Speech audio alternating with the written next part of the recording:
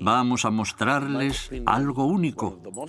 Tal vez este sea uno de los lugares más importantes de Egipto, el centro del culto al dios Sol. Heliópolis, la cuna de los dioses. Este lugar se llama Heliópolis. Los griegos la llamaron Heliópolis, la ciudad del sol.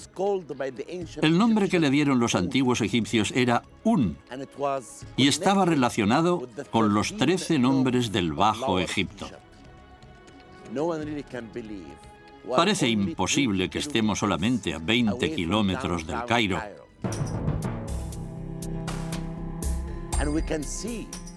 Visitaremos esta importante ciudad y les contaré a ustedes su historia, la historia de un lugar que es de todos nosotros.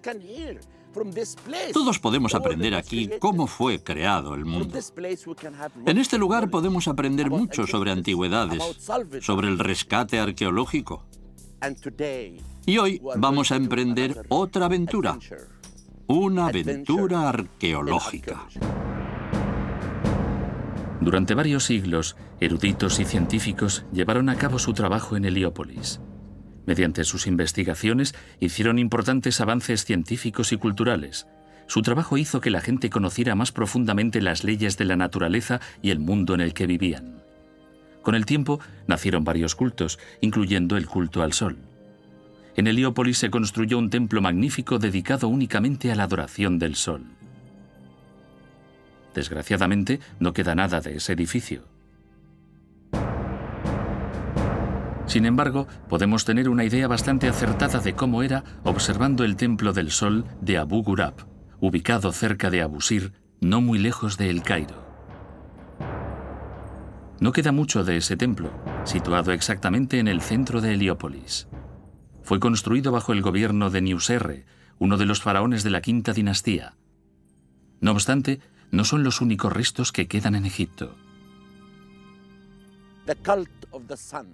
El culto al sol existía incluso en el período predinástico, hace más de 6.000 años. El primer templo dedicado al sol se construyó en la primera dinastía hace unos 5.000 años. En este lugar hay varios templos repartidos por la zona pertenecientes a la época ramésida. Aquí erigieron templos varios faraones llamados Ramsés el segundo, el tercero, el cuarto y el 11º. Aquí los sacerdotes dividieron el año en 12 meses, los meses en 30 días y cada año en 365 días. En mi opinión, Heliópolis hizo Egipto.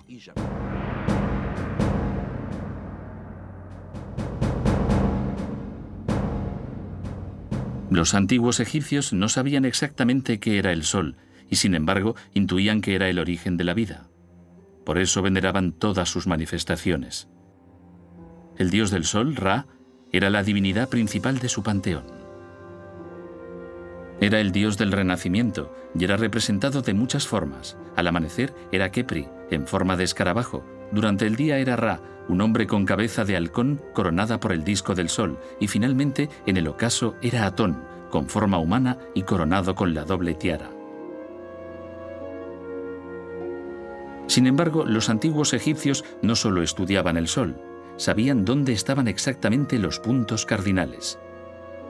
La pirámide de Keops es un ejemplo perfecto. Los 4 lados del monumento están alineados con los 4 puntos cardinales, con un error de menos de 1/10 de grado. El observatorio de París fue construido en 1800, y la idea era alinearlo con los puntos cardinales, pero su desviación es el doble que la de la Gran Pirámide. Aunque las herramientas que usaban eran muy limitadas, los antiguos egipcios ya conocían la existencia de 5 planetas de nuestro sistema solar: Júpiter, Saturno, Marte, Mercurio y Venus. También podían distinguir varias constelaciones: el Cisne, la Osa Mayor, Casiopea, Siro y, sobre todo, Orión. Hemos podido determinar una notable correspondencia entre la posición de las estrellas que forman el cinturón de Orión y las 3 grandes pirámides de Gizeh. Parece ser que otras pirámides corresponden a otras estrellas de la constelación. ¿Es solo una coincidencia o es parte de un mensaje que los antiguos egipcios quisieron pasarnos? Durante siglos y dinastías, el culto al sol se hizo cada vez más importante, llegando a su clímax durante el reinado de uno de los faraones más polémicos de la historia egipcia, Akenatón. Akenatón abolió el culto a los dioses en favor de un solo dios, Atón, provocando una revolución religiosa y social. Atón, el único dios, y el rey sustituyeron la teología tebana del sol que veneraba a Amón. El sol, representado en principio como un hombre con cabeza de halcón, fue identificado entonces con un disco. Los rayos irradian de esa esfera, terminando en las manos de Ankh, que sostienen la clave de la vida, de la humanidad y de toda la creación. Pero, ¿quién era Akenatón? ¿Y por qué su figura ha sido origen de tantas contradicciones durante siglos? Es fascinante especular sobre la personalidad de Akenatón. ¿Era un genio? ¿Era un loco? ¿Era un poco de ambas cosas? No lo sabemos, pero indudablemente era un innovador. Su religión y su arte, como reflejo de la religión, eran muy originales. Especialmente durante los primeros tiempos de su reinado, Akenatón y su familia eran representados con un aspecto inusual. Tenían el rostro muy alargado, una mandíbula grande, el vientre hinchado y las extremidades curvadas. A nosotros nos parece muy extraño. Se ha discutido mucho sobre qué representan estas características. ¿Son un reflejo del auténtico aspecto de Akenatón? ¿Reflejan una deformidad congénita de algún tipo? ¿Qué condujo a que Akenatón rompiera el equilibrio de un sistema? ¿Era una lucha por el poder entre la clase religiosa o era el plan de un visionario? Había un gran conflicto entre el rey y el gobierno, los funcionarios y el sacerdocio de Amón. Sobre esa situación había una exaltación de la autoridad real a través de la valorización de su apariencia divina. La bella y poderosa Nefertiti asumió un papel prominente durante el reinado de su esposo, Akenatón. Su presencia en las ceremonias oficiales, incluso en las militares, levantó sospechas de que su papel era el de cogobernante. Pero alrededor de su figura hay muchas dudas. La más importante está relacionada con su desaparición. Parece más probable que muriera, porque no hay pruebas de que cayera en desgracia. Por otra parte, algunos eruditos creen que Smenkhare, un faraón que reinó entre Akenatón y Tutankamón, era Nefertiti, que asumió un papel principal, igual que hizo la reina Hatshepsut. Ella o él gobernaron durante un breve periodo después de la muerte de Akenatón, con Meritatón en el papel oficial y ceremonial de gran esposa real. Aunque los faraones, a diferencia de Akenatón, no tomaban decisiones drásticas o impopulares, eran una parte muy importante de la religión del antiguo Egipto. El faraón era el enlace entre el ser humano y las esferas divinas. Como hijo del dios Sol, era la personificación de Dios en la tierra. Toda comunicación entre los dioses y los hombres fluía a través de él. La importancia religiosa de Heliópolis está unida a cómo fueron creados los dioses. Los sacerdotes de la ciudad, que sin duda eran los miembros más importantes de la sociedad, crearon la leyenda de que las divinidades principales habían nacido en la ciudad del Sol. Así es como nació la llamada Enéada heliopolitana, que reunía a las 9 divinidades y que, de acuerdo con las teorías locales de la cosmogonía, crearon el mundo. La civilización faraónica que ustedes conocen empezó en este lugar. El dios del mal celebró una fiesta aquí e hizo un bello sarcófago. Invitó a Osiris, que se sentó en el sarcófago. Lo cerraron y lo lanzaron al mar. Ese sarcófago se convirtió en el pilar del palacio del rey de Biblos, Líbano. Isis lloró por su hijo y esposo, y de sus lágrimas nació el río Nilo. Y fue a Biblos, y se llevó el pilar. Con su magia devolvió la vida a Osiris, copuló con él y tuvo un hijo. Horus nació de la unión entre Isis y Osiris. El dios con cabeza de halcón fue concebido y criado por Isis con el único objetivo de vengar a Osiris. Cuando Horus fue adulto, atacó a Set, que reaccionó sacándole un ojo. Al final de una cruenta batalla, Horus resultó ganador. El dios Tot recuperó su ojo, lo purificó y lo colocó en su cuenca. La religión egipcia atribuye grandes poderes mágicos al ojo de Horus. Entre otras cosas, protege contra la enfermedad y devuelve la vida a los difuntos. En los ritos de momificación, el ojo de Horus se colocaba sobre la incisión por la que los embalsamadores sacaban los órganos internos. Los sacerdotes de Heliópolis creían que Horus, el dios del cielo, no podía ser el primer dios por encima de Ra, dios del sol, y por tanto asociaron el uno al otro. Decidieron que el ojo del sol, el derecho, pertenecía a Ra, y el de la luna, el izquierdo, pertenecía a Horus. Aunque Horus estaba destinado a ser rey, el culto de Heliópolis no confiaba en él. Era un dios muy joven. Después de muchos intentos, Horus alcanzó lo que merecía por ley, gracias a las artes mágicas de su madre, Isis, y el poder de su padre, Osiris. De hecho, Osiris amenazó a los otros dioses con terribles desgracias si no admitían que su hijo Horus fuera coronado. Un monumento vinculado al culto del sol ha sido durante siglos el símbolo de la antigua civilización egipcia, el obelisco. Símbolo de Ra, dios del sol en la época de la reforma religiosa de Akenatón, se creía que era un rayo de sol que se había convertido en piedra. La palabra obelisco procede del griego y sin duda no es una palabra egipcia, porque en egipcio se le llamaba ben-ben o tequén, que significa brocheta pequeña. Los griegos y los romanos le pusieron nombre a ese impresionante monumento que satíricamente comparaban con una pequeña brocheta en la que los egipcios asaban carne para sus dioses. Entre los escasos restos de la antigua Heliópolis también hay un obelisco levantado por Senusret I, segundo faraón de la 12ª dinastía.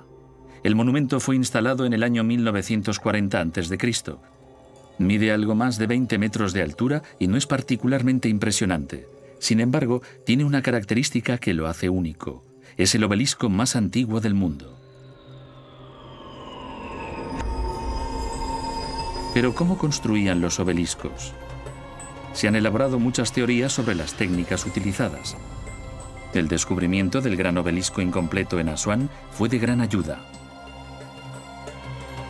El bloque de 42 por 4 metros habría sido, de haberse terminado, el obelisco más grande del mundo. No se completó debido a las fracturas que se produjeron cuando lo retiraron de las rocas que lo rodeaban. Para extraer los bloques, los antiguos egipcios extraían las rocas de los lados calentándolas y enfriándolas luego con agua. Cuando alcanzaban la vena compacta, cavaban unas zanjas laterales. Entonces podían extraer el bloque. Levantar un obelisco era una operación muy complicada, especialmente porque se arriesgaban a que se partiera por la mitad. El primer paso era colocar un pedestal de granito en el suelo. A ambos lados se construían 2 bancales creando una especie de embudo. El hueco entre los 2 bancales se llenaba de arena. Entonces el obelisco se deslizaba sobre uno de los bancales y se colocaba sobre la arena que se extraía lentamente. Una vez retirada esta, el obelisco bajaba y se situaba sobre el pedestal. Cuando estaba totalmente vertical, quitaban los bancales. El trabajo estaba terminado. El obelisco estaba de pie.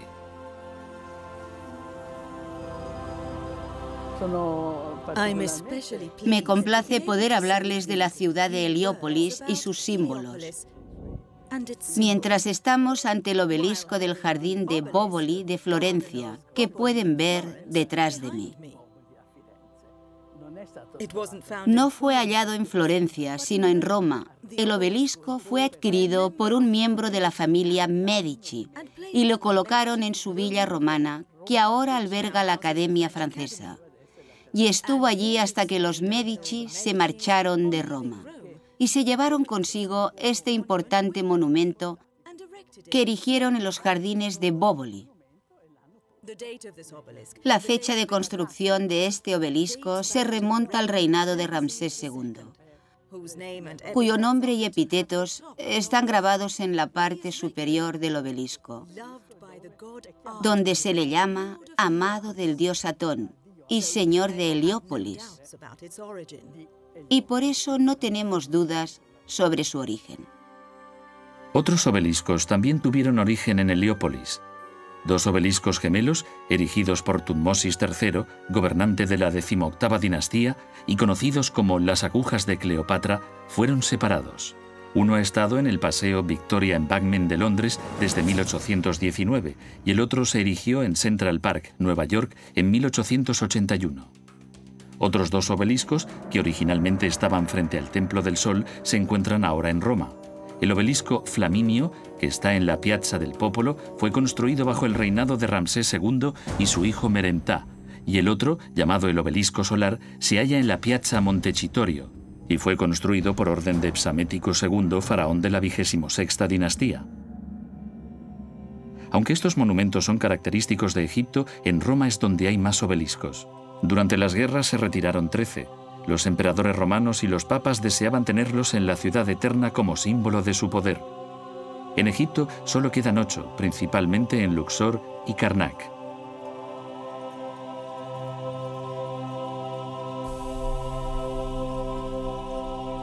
El sol tenía gran relevancia en la antigua cultura egipcia y estaba conectado con muchos aspectos diferentes de la naturaleza. Ra, en sus manifestaciones terrenales, se reencarnaba en muchos animales. El más importante de ellos era el ave fénix. El ave fénix, que en Heliópolis acompaña al culto del sol, representa la resurrección. Y en cierta forma es equivalente al dios Osiris, que prometía la resurrección después de la muerte. A veces, Heliópolis recibía la visita del ave fénix, su ave sagrada, que se posaba en el Ben Ben, una piedra con forma de pirámide, y era venerado en el templo del Fénix desde las primeras dinastías. Parece ser que su forma fue la que inspiró las pirámides y los obeliscos. Esta piedra era tan sagrada y tenía tal importancia religiosa que los sacerdotes de Heliópolis la trasladaron cerca de la colina creada por Nun, donde Atón, creador del universo, dio vida a las divinidades de la Enéada. El origen de la piedra sigue siendo un misterio. Según algunas leyendas, la piedra original era un meteorito que cayó en la Tierra. ¿Es un bulo destinado a dar un aspecto sagrado a esta leyenda o una historia verdadera?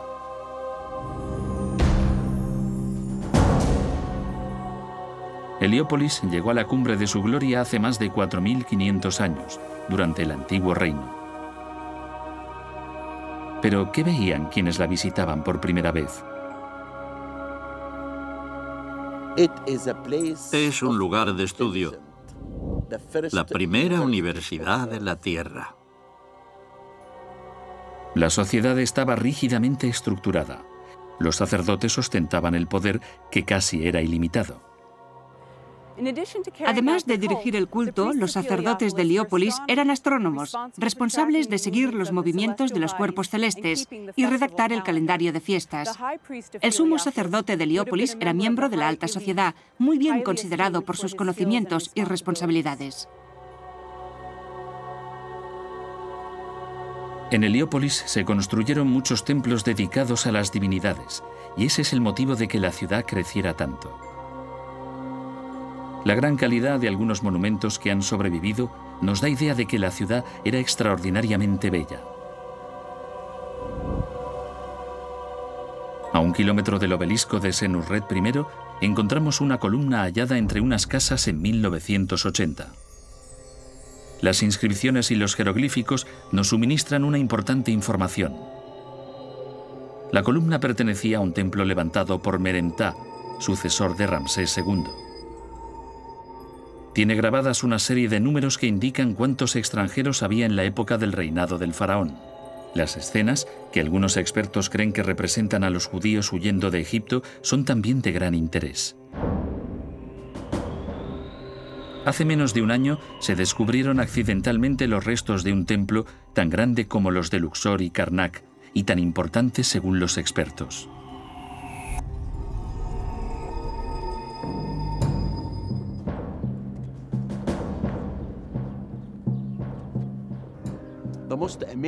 Lo más sorprendente es que encontramos las primeras evidencias que demuestran que el templo se remonta al reinado de Akenatón. El nombre de Akenatón está escrito en signos jeroglíficos y también el de su bella esposa, Nefertiti. Su nombre está escrito en una piedra que llamamos Talatat. En árabe, Talatat significa 3, y ese es el estilo de los bloques con los que se construyó el templo de Akenatón. Esto puede probar que Akenatón no solo construyó templos en Amarna, como se creía antes, sino que lo hizo en muchos lugares. En una de las áreas más importantes construyó su templo, en el lugar del dios Sol. Quería demostrar que Atón, posterior al dios Sol, era el más importante. El segundo templo construido aquí era el de Ramsés II. Esta es la gran planta del templo que encontramos, la planta principal del templo. Y este es el bello pedestal de una estatua en cuyo cartucho aparece el nombre de Ramsés II. Y arriba pueden ver la inscripción que demuestra que Ramsés II construyó este templo para sí mismo, como sumo sacerdote del culto al dios Sol. Te honramos a ti cuando te levantas sobre tu horizonte como Ra, donde se halla la verdad. Tú navegas por el cielo, y cada rostro que te mira cuando viajas se oculta de tu fuerza. Te muestras por la mañana y por la noche, todos los días. No es difícil hacer hallazgos sorprendentes en los suburbios de El Cairo, como es el caso de una de las tumbas más hermosas descubiertas en los últimos años, que también se descubrió accidentalmente. Pertenece a un hombre cuyo nombre era Banahsi y era nubio, porque ya saben ustedes que Nubia gobernó Egipto durante la 25ª dinastía, una dinastía anterior a la época de esta tumba, porque esta tumba se remonta a la 26ª dinastía, al reinado de un rey llamado Pestmatic, cuyo nombre está escrito en los jeroglíficos como Nefer Ibra. Esta tumba es pequeña, pero hay inscripciones del libro de los muertos, el libro que explica el viaje hacia la vida después de la muerte. En muchas escenas vemos a Heper, el escarabajo, dentro del disco del sol, representando al dios Sol. Y Banahsi, conducido por el dios Tod y el dios Ra-Horakhti, se dirige en un bote en busca de la inmortalidad. Pero el lugar más hermoso y la escena más hermosa es la que está en el techo. Es la diosa Nut, la diosa del cielo. Está sujetando el cielo con sus manos. Cada inscripción, los colores, los jeroglíficos, nos cuentan la historia de la búsqueda de la inmortalidad.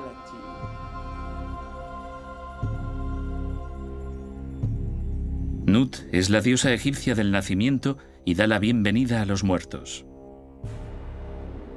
Hermana y esposa de Geb, dios de la tierra, Nut es la diosa del cielo.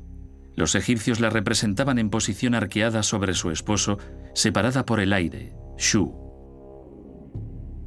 Es la madre de todas las estrellas y, según el mito, las daba a luz todas las noches, y a la mañana siguiente se las comía. La posición que adopta la diosa simboliza su poder sobre el sol y la luna. A menudo se la representaba del mismo modo en los sarcófagos, que a su vez simbolizaban el vientre de Nut. Se suponía que los difuntos nacerían nuevamente saliendo del cuerpo de Nut.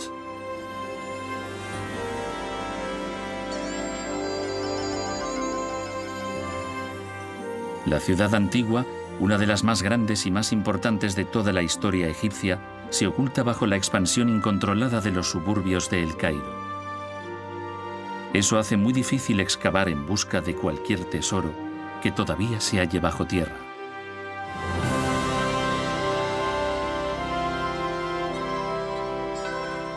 Esta es la excavación más difícil que se pueda hacer. La llamamos arqueología de rescate.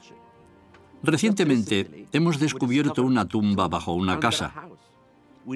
Teníamos que sacar la tumba, pero no queríamos destruir la casa. No queremos perjudicar a nadie. Al lado de este templo hay edificios de 5 o 6 pisos. Debajo de todas esas casas hay muchos tesoros escondidos debajo. Tenemos que rescatar esos tesoros, pero sin poner en peligro a la gente. Es la excavación más difícil, pero la más interesante porque cada día encuentras evidencias para reconstruir la historia de la zona, el centro del dios Sol, de Ra.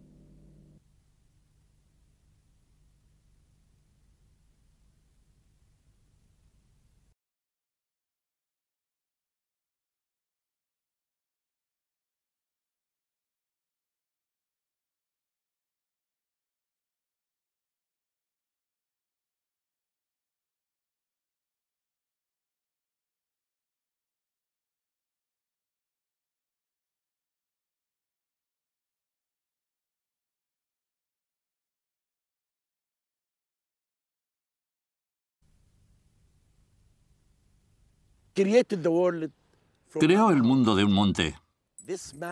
El dios Atón salió de ese monte y solo había agua.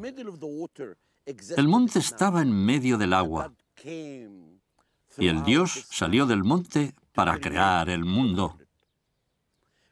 De sí mismo hizo un dios, Geb, el dios de la tierra, y la diosa Nut, la diosa del cielo.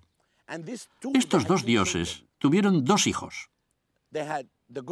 Tefnut, la diosa del rocío, y el dios del aire, Shu. Se casaron y tuvieron 4 hijos, Isis y Osiris, Set y Neftis. Set era malvado y Osiris era bueno. Isis era su dama fiel. Así es como nació Egipto, de este lugar. Así nació la civilización faraónica que conocemos. Empezó en este lugar. El dios malvado celebró una fiesta aquí e hizo un bello sarcófago. Invitó a Osiris, que se sentó en el sarcófago. Lo cerraron y lo lanzaron al mar. Ese sarcófago se convirtió en el pilar del palacio del rey de Biblos, en Líbano. Isis lloró por su hijo y esposo, y de sus lágrimas nació el río Nilo. Y fue a Biblos, y se llevó el pilar, y con su magia devolvió la vida a Osiris. Copuló con él y tuvo un hijo. Pero el dios malvado cortó a Osiris en 14 pedazos y los esparció por todo el Cairo. Los lugares donde estaban esos 14 pedazos se indicaron con jeroglíficos. Se llaman Per-Usir, que significa lugar de Osiris. Cada lugar tenía un pedazo del cuerpo de Osiris.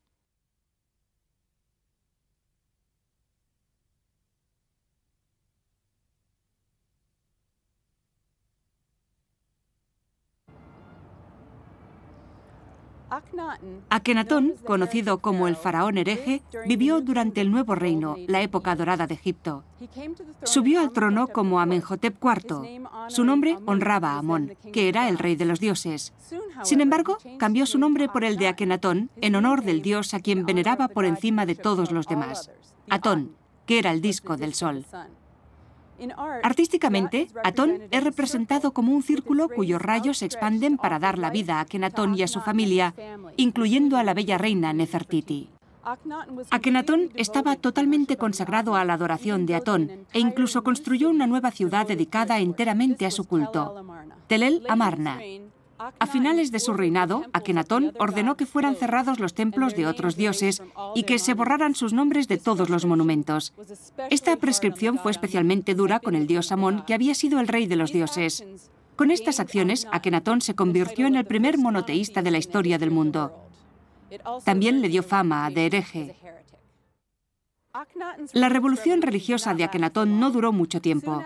Poco después de su muerte, su sucesor, que probablemente fue su hijo Tutankamón, reabrió los templos de Amón y de los otros dioses que habían sido abandonados en Tel el Amarna. Otros faraones posteriores ordenaron que el nombre de Akenatón fuera retirado de todos los monumentos e incluso que fuera borrado de la historia. Afortunadamente no lo consiguieron totalmente y quedaron bastantes vestigios, especialmente en Tel el Amarna, donde hay mucho material para saber de este interesante faraón.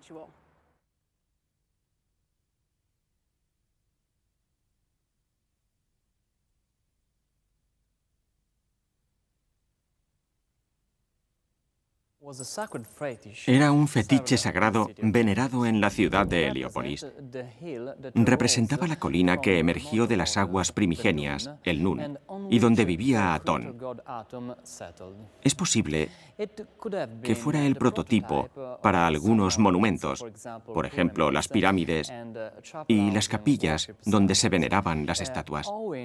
Debido a su desaparición, no se sabe con certeza la forma original, pero la mayoría de expertos están de acuerdo en que era parecida a la piedra que remata los obeliscos, el piramidión.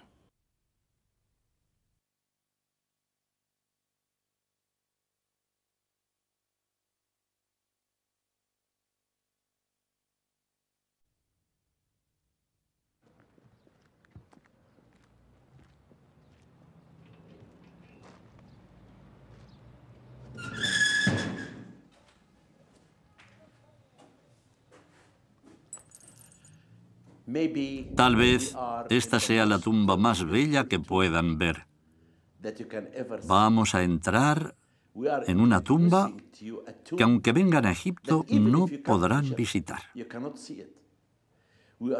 Vamos a mostrarles algo único, algo que solo pueden conocer, ver y contemplar gracias a este vídeo.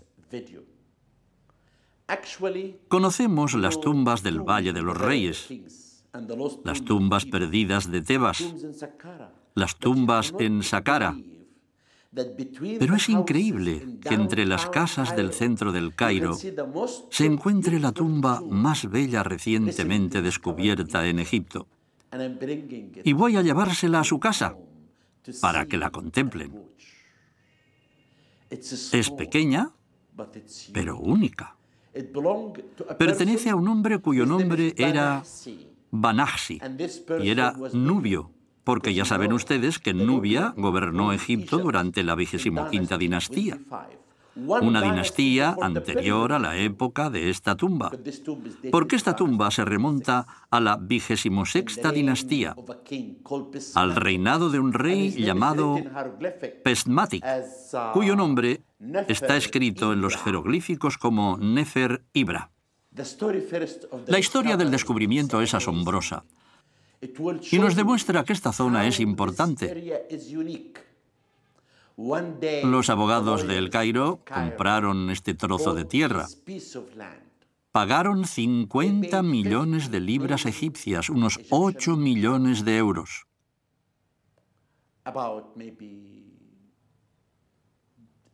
Excavamos el sitio antes para entregarles el terreno y bajo tierra encontramos esta tumba. Cuando vi la tumba dije, no vamos a entregar este terreno a los abogados. Y les pagamos 50 millones de libras egipcias. Nos quedamos con el terreno y aquí es donde traemos las cosas que descubrimos bajo las casas. Como ven, en el terreno hay muchos sarcófagos, muchos ataúdes, inscripciones, estatuas. Lo hemos convertido en el Museo Abierto de Heliópolis. Pero lo más hermoso es la tumba de Banahsi. Este nubio ostentaba un título importante. Era quien llevaba el sello real del rey.